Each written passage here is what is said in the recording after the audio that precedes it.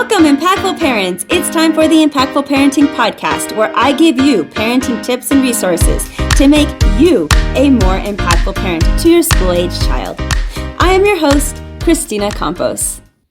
Welcome, Impactful Parents. Today we're going to be talking about how much does it really cost to raise a child. Hello, my name is Christina Campos. I'm founder of The Impactful Parent, and I help parents of school-age children who want to be one step ahead of their kids to turn their chaos into connection with their adolescent.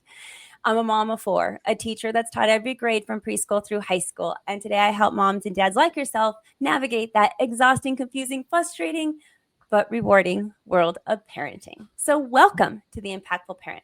And today I have a special guest. Her name is Lori Atwood.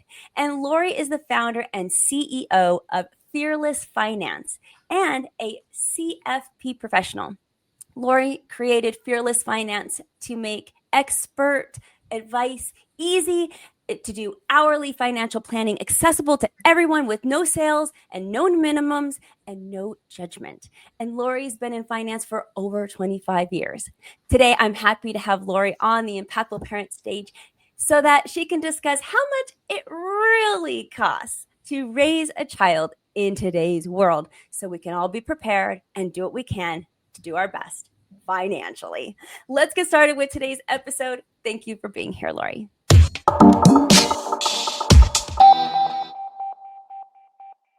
Thank you for having me. I'm excited. All right. So there are so many things here that I want to get, like so many parts of parenthood. Where to start? Yeah. Expensive. Holy cow. You know, when you're pregnant and you know that this is coming, I don't think there's nothing that really prepares you for the financial, I don't want to say burden because that's not really it, but the financial responsibility that a lot of parenting takes that definitely could become a burden if we're not prepared and we're not ready, which is exactly why I had you on the show today. So just overall, what number are you looking at and like a common statistic, or do you know, of costs? Well, it's funny that you asked that. So I've been in finance for 25 years. I've been in parenting for 17 years. So I have some experience on both sides. People used to throw around $60,000 outside of college because we all kind of have an idea of what college costs. And that is absolutely wrong. It's too low. It's way too low because when I look at my clients who chose never to have children, or maybe were never blessed with children, whatever it was, compared to my clients who had their net worth by the time they hit retirement age is really materially different. And so how does that happen? It can't just be diapers and sippy cups and the stuff that we all kind of attribute to children. It's not. It's all the other stuff that you don't realize is happening. For example, people who don't have children tend to save more for retirement because they can put aside more into their employer retirement account. They're not having to put aside money for college. They're not having to put aside money for camp and childcare and those sorts of things. So after a long period of time, 20, 30 years before you retire, you know, the person without a child has a much bigger pot there. Mm-hmm. And those are things that people don't think of. People just always associate it with the sippy cups and the diapers. And that stuff is actually really cheap. It's not that. What do you think is the single most underrated or unexpected expense that parents face that they just forget to budget for? Yeah, this is a hard question. But I would have to say my first the first thing that comes to my head is if you have a child who has special needs. And that could be anything. That could be very severe, and we all have a different idea in our heads what we're thinking of there. It could be 6 months of speech therapy. Those things are crushingly expensive and rarely covered by insurance or fully covered by insurance. And when something like that, when some teacher calls you up or emails you and says, I think little Junior should be tested for X, Y, and Z, get ready because it's going to cost thousands. And that's the big walloping, I think. I agree. And, because I have a mom, I'm a mom of four also. And, it's, even if your kid is not physically disabled, if you, once you find out, and they go to school, I have a child, for example, that has dyslexia, and that kid also has sensory processing disorder. Yeah. And so it's so overwhelming, I think, when you don't realize that these are things that potentially could arise. And actually, I was not going to say potentially, like likely to arise. It is likely that There's something always is something. going to happen. There's always something. There's always something. You Yes. know, and some kid might just need a math tutor. Some other kid might need an SAT tutor. Some other kid, there's always something. And those kind of, you know, extra resources, I guess is the best way to call it. Those extra resources, they can be bone crushing. And so the thing that I recommend to new parents, because when you have a baby, right, we don't know. We don't know that there's a sensory processing issue coming down the road. We don't know that there's a speech impediment coming down the road. We don't know any of that. So what I want people to do is to know where they're going to go when and if something like that occurs. What do I mean by know where they're going to go? I don't mean what relative to borrow that money from at all, because these are ongoing costs. You have to get the whole household used to it. I mean, what can we cut out of the regular household spending each month so that I can make sure I can take care of Junior's speech therapy? I want you to have a running list in your mind of what can be cut easily without changing safety and overall well-being, so that I can get my hands on money if I need to. Because again, these are ongoing things. A battery of tests may be a one-time thing, and it may be, I don't know, where I live, it's at least $4,000, right? And so that has to come out of savings. But for ongoing things, speech therapy, occupational therapy, tutoring, that kind of thing, you want to know where you can slim down so that you can, without jeopardizing retirement, without jeopardizing safety, meaning, we have all the right insurances and we have without jeopardizing any of that, where you can go so that you can squeeze a few more dollars every month so that you can pay for that. And I would think that too, it's not just for these things that were unexpected that are definitely going to come, like we were talking about with like disabilities or something that might just come our way, some kind of therapy, right? But it's even for our really gifted kids who maybe want to, that extra, violin lesson, and like you said, totally. that coach, that extra thing. There's always something. So to do those cutting corners and figuring out and doing it now instead of when you absolutely need it. Wow, it's so important. And along those same lines, we're spending so much money on activities for our kids, right? Those don't get me started on activities. But you know what? They're kind of essentials. Let's be honest, right? Like, we don't want our kids to be on the phone. So what do we need to do? We need to put them into sports, right? So they end up becoming these priorities that parents make so that for the betterment of their child. Like, you want to put them in that after school activity, you want to put them in the chess club, you want to put birthday parties, camps, so that they can get out and learn how to stay away from home. All these things that we call like luxury items, but really are, I would say, they're somewhat necessities, because depending on our values of the home, some of these are real priorities for a lot of families. So how can we possibly afford all of this? So I love this question. And I agree. And so my daughter is a senior in high school right now. So just so everyone knows, we're in the thick of college applications and all of that stuff. And it is an unbelievable competition. And so you need to have extracurriculars. You need to have clubs and activities on your list if the kid is headed to college. Not everyone is, right? And so what I urge parents to do, what we do in my own house, is let's prioritize. So my daughter has always been allowed to do one activity that's not connected to the school, because the ones that are connected to the school tend to be reasonably priced if your kid is in public school. So she's a rock climber. That's her thing. And I'm like, great. So that's where the activity money is going to go. When you start getting in trouble is when they're a horseback rider, a rock climber, and they do ballet and art and violin. That's when you get into trouble.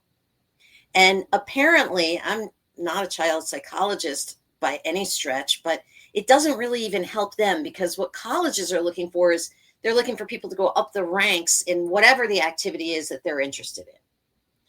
So don't feel bad if they're not in every activity. Pick a couple, prioritize them, set aside money for them, and go from there. And then get them involved in as many of the school sponsors.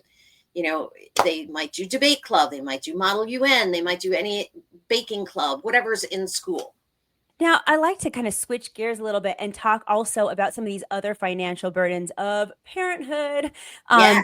And one of them is for families with two incomes. What are the financial trade-offs of having one parent stay at home versus paying for professional childcare? Do you have any recommendations or even just insights on parents who are facing this big choice? It is a big choice. So you're talking about little kids at this point. So typically, the child has to turn 5 before starting kindergarten in most states. Some states, you might be lucky, it might be 4 and they have pre-K. So if you have 2 children and they're 2 years apart, you're talking about 2 daycares for a few years. It's bone crushing. So where I live, 2 daycares that's $4,000 or $5,000 a month. In other parts of the country, I'm hoping it's less. But $4,000 to $5,000 a month of net income is $100,000 a year of salary. Wow. When you put it that way, it just sounds mind-blowing. It's mind-blowing. Now, I know those things because I deal with this day in and day out. It's very easy to calculate, though. So if a person's making about $90,000, $95,000, $100,000, they're going to take home, after saving for retirement, after whatever they're paying for in benefits, after tax, anywhere from $4,900 to $5,200 a month. And you easily could be paying more than that if you have twins, if you have kids that are closer together in age. And so that's the thing to think about. But you also need to value the non-dollar sign things. And I'm going to list a couple of them here, but every household's going to have their own set. One is that hole in that resume may cost that parent later. Either parent, doesn't matter to me, right? The pure, I don't know, there's no really good way to say this, the pure mental sanity of it. Some people are just not cut out for 24/7 childcare. And so if that's not your personality, again, either gender, I don't care what gender, if that's not your personality, that may be more difficult than it's worth. 3, if the person takes, 3, 4 years off to be at home, that's 3 or 4 years that person's not saving for retirement. Or if they are, they're saving just in a Roth or something like that. It's a much smaller amount. So you need to add that stuff in as well, right? Because if you're the person who's like, okay, well, I don't earn that much, so maybe it makes sense for me to be home, but you don't have the right disposition for that. And as a result, you need to pay for so many activities so that you get enough of a break. You're not helping me out here. Oh my goodness. I love that you're making us think, because this is exactly what those parents need, like that, to hear that, what the things that we need to really consider when making this big choice. My question is, what is the financial impact of having more than one child? I don't know if you even know the answer to this question, but like if I have one child, if I have a second child, is it simply going to cost double? Well, no. Well, okay, let me step back. The biggest expense we all have is housing. So if a second child does not change the housing, then automatically it's not double, right? Some people have a second child and they simply are bursting at the seams. They need to move. That can be more than double then. So if your housing can stay static, you have enough room, fabulous. So then you need to think about the double daycare and the double college if they're college bound. College, if it's not the state college that you live in, is going to cost anywhere from $300,000 to $350,000 for a 4-year degree in today's dollars. Forget inflation, today's dollars. So if you live in Michigan and you want to send your kid to the University of Illinois, you're still up at that level. But if you live in Michigan and you want to send your kid to Michigan, then you're looking at about 100, 125, depending on the state, for 4 years. Now double that, because there is no economy of scale for the daycare and for college, which are the two big ones. So in between that, you're really talking utilities don't double, food increases certainly. Clothing, if you're super good at swaps and hand-me-downs, is probably not that big of a problem. Activities can double. You have one kid who's really into ballet and the other kid who's a really big horseback rider. Those are two of the most expensive ones, right? So, but the big one is housing and then education, college and childcare, whatever you want to call it. I'm assuming kids are going to public school. If they're going to private school, then yeah, that would be included too. Well, since you talked about housing, when should we consider buying that forever home that you speak of? We need more room now, and our second child is on the way. Like this is when we have to make these big choices, it sounds like. Nobody's going to like my answer, Oh, but no. I'm going to give it. Because you asked, okay? So if you're not in your forever home before the first baby comes, and most people are not, the best thing you can do financially is wait for minimally baby one to be in public school. If you can hold on, if they can share a room, if you can, just make it. And I know it's hard. If you can wait for baby two to be in public school, you're going to be that much the better off before you move. Because otherwise, I've got that $5,000 childcare payment, and then I've got this new mortgage. That's hard for anybody. That's hard for anybody. And going back to that education, how and when should we really start saving for college then? I'm assuming as soon as we have a baby that we should start saving, but is that really it? Do we start saving right away, and how much? Okay, I love this question too. So in my perfect world as a financial planner, the minute you have a birth certificate, you've opened a 529 and you are saving $600 a month. Hear me, $600 a month. That is my perfect situation, because when Junior is graduating high school in that scenario, you'll have about half of a private college saved. Only half. Wow. Wow. $600 wow, is right. $600 a month is quite a lot. That's a lot for anybody. That's a lot for anybody. Yeah. But that's impossible for most people because they're already paying for childcare. And that's really digging into their earnings, right? And so again, we're looking for that kid to get into kindergarten or pre-K if you have it in your area, public pre-K. And then the rainbows come out, the skies open, the birds sing. And then I want you saving for college. So if we can't start saving, like you said, in the first 5 years, let's say we start as soon as school, they get into school. So now they're 6, 7 years old. How much would the goal be at that point to start saving? Is it still 600, or now do we have to start saving 800 to make up for the lost time? You do need to make up for the lost time. I'm being honest. Yeah, you do need to make up for the lost time. At that point, and I urge parents to do this when the kids are in preschool, because sometimes each spouse, each parent, whether they're married or not, doesn't matter, they have very different views of college. So sit down and discuss, what are your expectations? Well, I think as long as we can cover a state school tuition, we've covered what we need. And if they want to go to private college, they can figure it out themselves. Oh, well, I went to private college. I think it's really important. I want to be able to pay for private college. Start having those discussions now. Wow, I'm just thinking like it's so hard to think that far ahead when you I have just a know. small child. And most of our audience has school-age children. So there's a grand majority of people who'll be listening to our episode today that maybe haven't been saving and so are going to have to play that catch-up game that we're talking about. And if they're there and they're listening to this, golly, I just hate for people to get discouraged. I mean, we're just telling them like, well, first of all, $600 a month. That in itself is Not like, for anybody. oh, I mean, it hurts my gut just saying it out loud.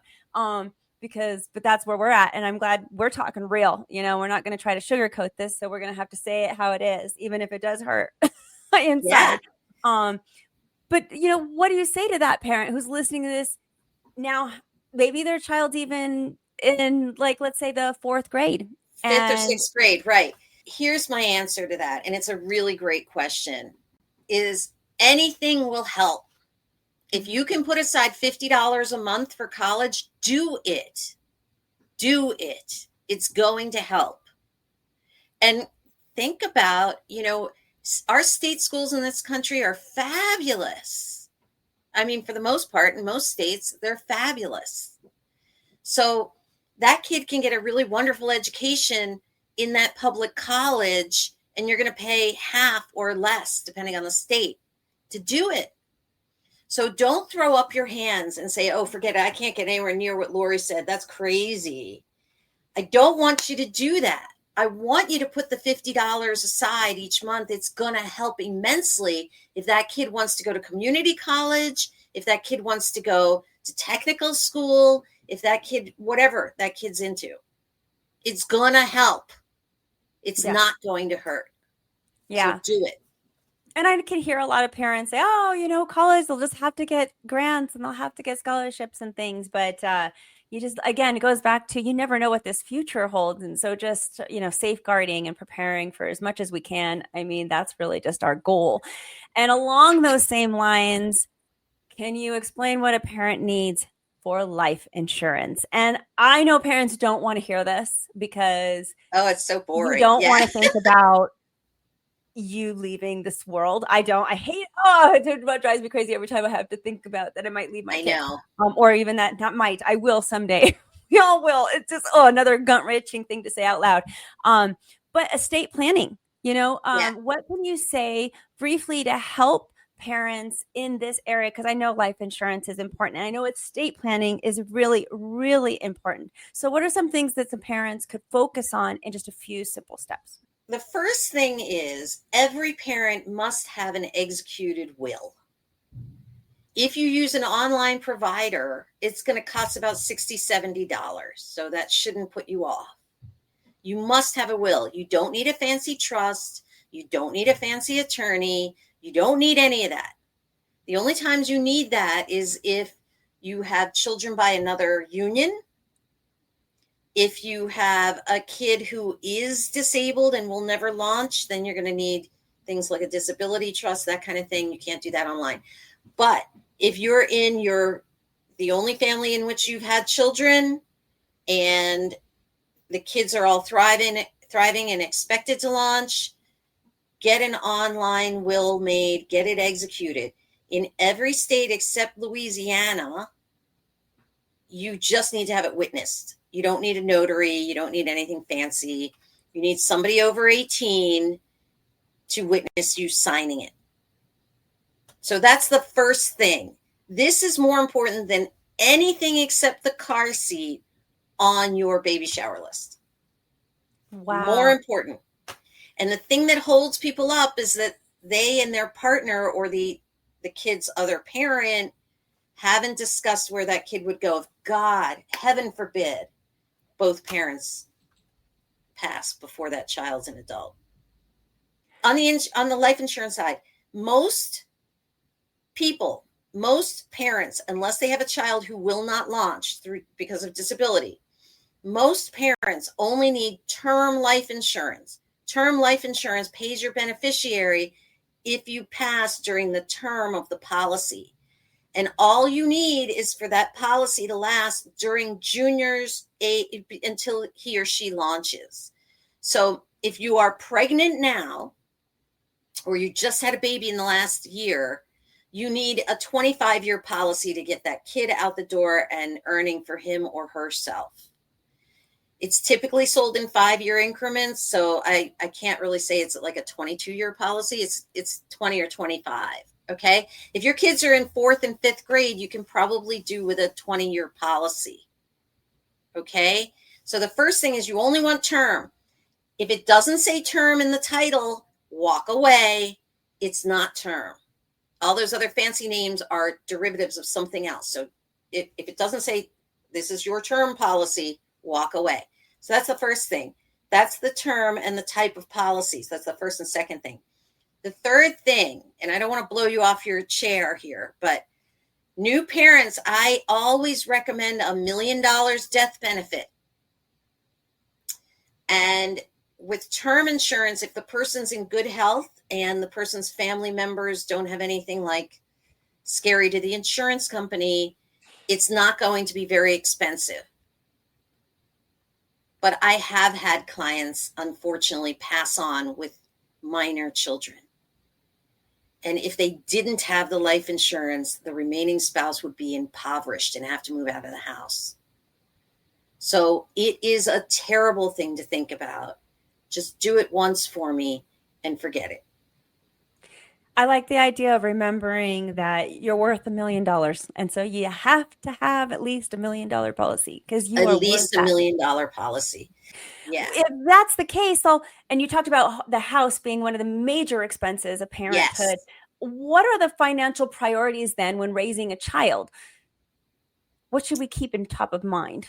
I want to make clear to everyone listening here that there is no priority above retirement. Not college, not housing, not activities in camp. This is the old put your mask on and then put the mask on for your child sitting next to you on the airplane, right? If you're not saving for retirement, that child's going to have to take care of you when you can no longer work. Nobody really wants to think about that. That doesn't feel good. You must be saving appropriately for retirement. Then you can start to line up all of these other things. That's a hard one for so many parents. I know, because that's putting ourselves first. Yes. Oh, that's a hard one. So that's why I always say it is think about it. You're still putting Junior first because Junior doesn't want to take care of you. Yes, and it is putting them first when you look at it that way. It really is. You don't want to burden your children with that. So we have to do this for them. And if you need to frame it that way just to get it done, do it because it's all 100% true. It is the right frame. That is the right frame. I mean, any sort of like assisted living in many parts of the country, any urban area is going to be $6,000 to $10,000 a month. Yeah. This is no joke. I mean, it dwarfs childcare. I mean, childcare is cheap compared to that. So get it right now while you're young, please, everyone. Now, I want to talk one last thing with you about modeling money because this is huge. We're parents and our kids are watching. And if you listen to me and my podcast on weekly, I am consistently and constantly saying our kids are watching us. They look at what you're doing. They internalize what you're doing. And they actually they either repeat it or will do the opposite depending on what they how they want to handle that information. Exactly. And money is no exception. They look at us to how do we finance? How do we get stressed out about money? How are we not stressed out about money? How do we spend money? They look at all that and they are learning. They are learning priorities. They are learning how to spend. They are learning how to save. They are learning how to invest. If you show them now, it's sad that a lot of parents don't actually show their child their investment side. We kind of keep our money all kind of hidden from our children. Like, whoa, I don't want to burden them with that. I'd like to get some words from you, some insights on how do you see this, the modeling, the guidance that we need for children? Because obviously, it's a touchy subject. We don't want to put this burden on our kids. We also don't want to overwhelm them with money issues. And at the same time, if we hide everything and we're like, no, they don't need to know any about that, how are they going to learn? How are they going to expect to be able to do this on their own? They kind of need to see us go through this. And I could see it go both ways. What are your thoughts? It's an excellent question. It's one of my favorite questions, to be honest. So the first thing is they're sponging up everything. If, money and finances is one of the three big contributors to divorce, right? If you're fighting with your partner about money and you're anxious about money and stressed out about money, then that kid learns that money is scary and anxiety producing and awful. If you're hiding it, then that kid learns that money is embarrassing and we don't want to talk about it. And we don't want to think about it. It's something to be held in the closet, right? And so to me, money is just another thing. I mean, if my kid wants to understand how to do laundry, I'm going to tell her how to do laundry. It's the same. Money is just a tool. So I encourage the following. One, you and your partner, if there is a partner in the household, you should be speaking openly and calmly about spending and money. If everyone's constantly like, you bought that pair of shoes and you bought that whatever, that's what they're gonna sponge up. If you know what you can spend each month on full discretionary, going out to eat, buying shoes, whatever it is, and you can communicate with your partner and say, hey, I've got to buy the kids shoes because the seasons are changing. So I think we should put off takeout tonight. That's what that kid hears. That if I make intelligent trade-offs, everybody's calm and people are not fighting. That's what he or she hears. And that's critical. They're not afraid of money. They're not stressed out by money. It's just another tool, like the light switch in the laundry machine. It's another tool. And then the second thing is start allowance. Start allowance. When that kid can add and subtract, I don't know what, first, second, third grade, whatever, start with $1 a week per year of life. Get them a shoe. My kid had a shoebox. Get a shoebox, although now they have a lot of apps for this. A shoebox divided into 3 sections for donations, saving, and spending. Work with that kid on how to separate it. What do they want to donate to? My kid donated to the shelter we got our dog from. Find something they're interested in. Savings. Show them. Take them to the bank. Put the money in. Nobody goes to the bank anymore. Put the money in. And then they have a little pot for spending. Let me give you an anecdote that is super telling about my own daughter. She would kill me if she knew I was telling this. But she was like 8 or 9, and we were on vacation with a family that we always go on vacation with. And they have a daughter her age. And they were in the souvenir shop, and they had this little red stuffed animal. And the other girl doesn't get allowance. And she was like, I want this. And her mother bought it for her. And my daughter was like, I want it too. And I'm like, well, that's an allowance thing. And she's like, yeah, I want it. So she bought it. So the next morning she comes to me and she's like, Mommy, that red stuffed animal was not worth it. And I'm like, I just won. I won. Because I want you to do it with the $3 little red stuffed animal and not with the Porsche in your 20s. I want you to understand value now. And the only way they can learn that is if they actually have an opportunity to experience it. Mm-hmm. I mean, come on. How many of us are listening right now and you have a kid that only learns by them doing it and failing or succeeding by themselves because what we say they don't listen to? I mean, just about every family's got one. Everybody. I was that kid when I was young. I was that kid. And so give them the green dollars to make those early, small risk mistakes. And I think that's really hard for a lot of parents. And I just want to add that I know in that situation, you're like, you don't want to buy that. It's going to fall apart in 2 minutes. And you might want to warn your child about what's going to happen to them. And that's fine to warn them. But to say, no, I'm not going to let you spend your money on that because that's a waste. You just then you're the decision maker all the time. You just made the decision. They don't learn that kid goes to college and is still asking you for money. Mm-hmm. Now, if people are listening to this and they're resonating with you, Lori, what do you do for parents and how can they reach out to you? Oh, thank you for asking. So I run a firm called Fearless Finance, and we do hourly financial planning nationwide, any state you live in, or if you're an American living abroad, no problem. We're regulated by the SEC, and we do hourly financial planning. We specialize in people who are in what's called the asset accumulation stage of life, about 28 to 50, where you're trying to buy the first house or the forever house. You're putting kids through college. You're trying to save for college. You're career changing. You're on ramp, off ramp in your career, whatever it is, or you're remodeling a kitchen. There are people. So we help people figure out their cash flow so they are saving enough for retirement, saving for some for college, still getting to go out to eat at their favorite pizza place once in a while, and doing all the things they want to do. And we help them invest as well, but we don't manage assets. So we help them wherever they have their accounts. We'll help them understand how to invest, get their life insurance, get their estate planning, and you pay by the hour. No strings, no commitments, no sales. No question is too small. No problem is too big. Wow, that sounds like an amazing resource. So if people are interested in reaching out to you, how do they do that? They can just go right to fearlessfinance.com and then take a look at the site, but hit contact and there's a form and we'll get back to you in one business day.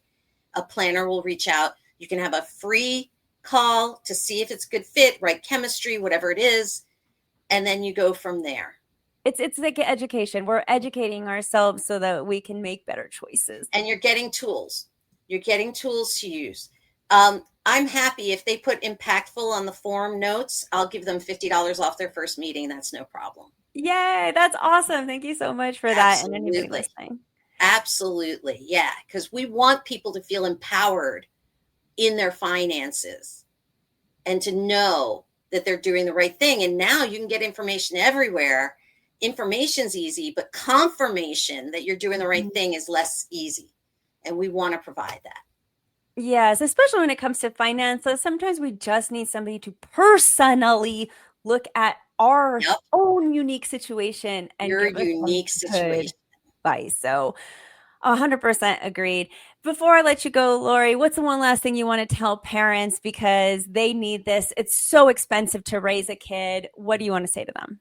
The most expensive thing in the world is unhappiness.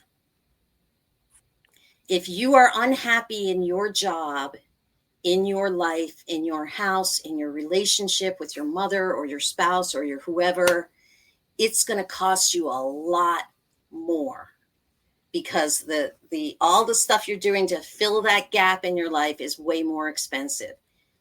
Get your basics right.